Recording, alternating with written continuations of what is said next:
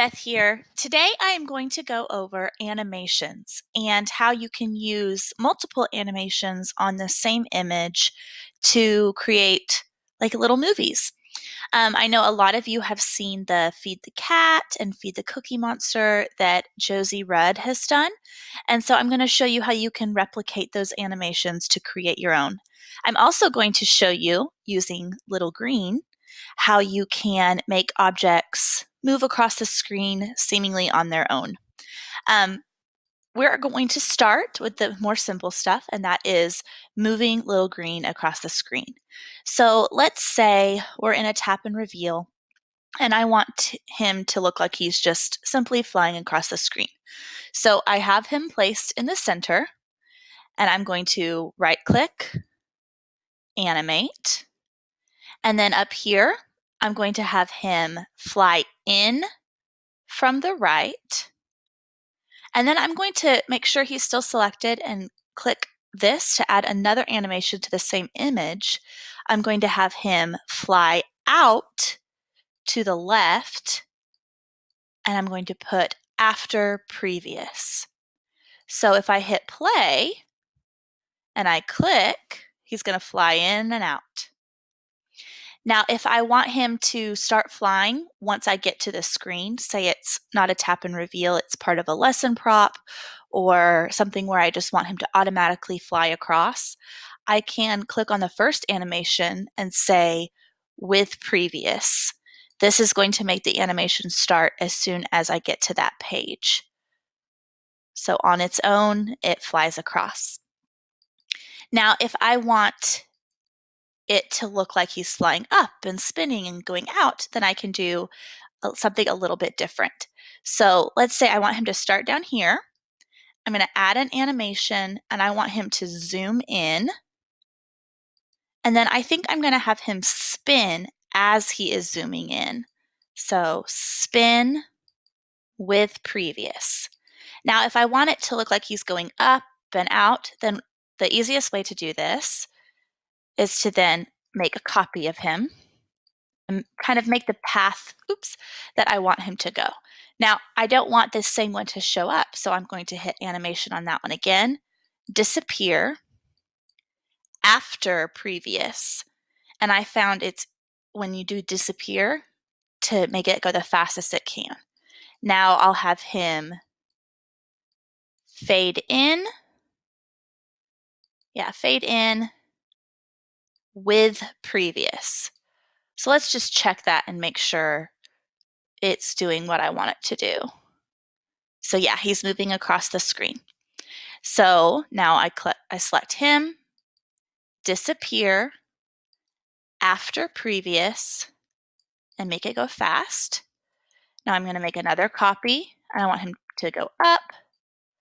So I'm going to have him fade in with previous. And then I think I want to have him spin here as well. So spin with previous. And then I want him to disappear for the next one. So disappear, after previous, fast. Okay, make another copy. And this is where I want him to end up. So I will fade in with previous. And then I want him to spin with previous. And then I want him to zoom out after previous. So let's see how this looks.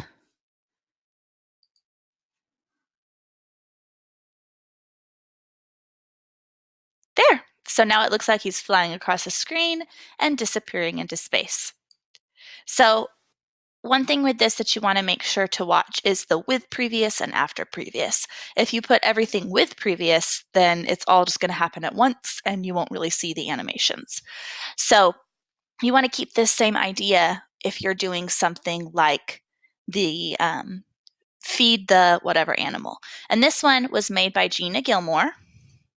It's super cute, but she just wanted some help getting the animations to work. So I thought, why not use this for the example? So the first thing I want to do on this is I want when it clicks on, when you click on the food item, for it to look like the dog is eating it. So first I'm going to make a copy of the dog right here, and I'm going to remove that link from him, and then make a copy of the food that he's eating, which is the chips, and remove that. Okay, so I want it to look like he is eating the chips. So if you can see right here, I've already done it on this page. So I want the food to automatically be eaten. I don't want to have to click again. So I'm going to hit spin with previous. Okay. And then if you look here, I'm kind of using this for reference to see how I did it. I have it disappear after previous, and then I move it over to fast. Okay. Now I want another chip, and I'm going to have it spin with previous, and then, you know what? I need to have it fade in first. So I'm going to move that up, fade in with previous, spin with previous, yes, and then disappear. Oops, disappear after previous. Now this one only needs 3 to make it to him. So now I will do fade in with previous, spin with previous, and then disappear after previous. And then I want the dog to disappear after previous, and I want this, the actual GIF, to zoom in with previous, and this to just fade in with previous. Okay, so let's check it. There, he's eating the food, and there's the GIF. So it can get a little confusing as you're doing it, but the best tip I can give is just to practice, to give it a try, and then check each slide with the play button to make sure your animations are doing what you want them to do. The more advanced animations can really add a little sparkle to your slides, and it makes them super interesting, and the kids get a huge kick out of it. I know it can seem a little overwhelming since there are so many steps, but once you get the hang of it, it really is no more difficult than putting together a regular reward. So I hope this helps, and I look forward to seeing a lot more really awesome rewards and prop slides using these more advanced animations. Happy sliding. I will talk to you guys later. Goodbye.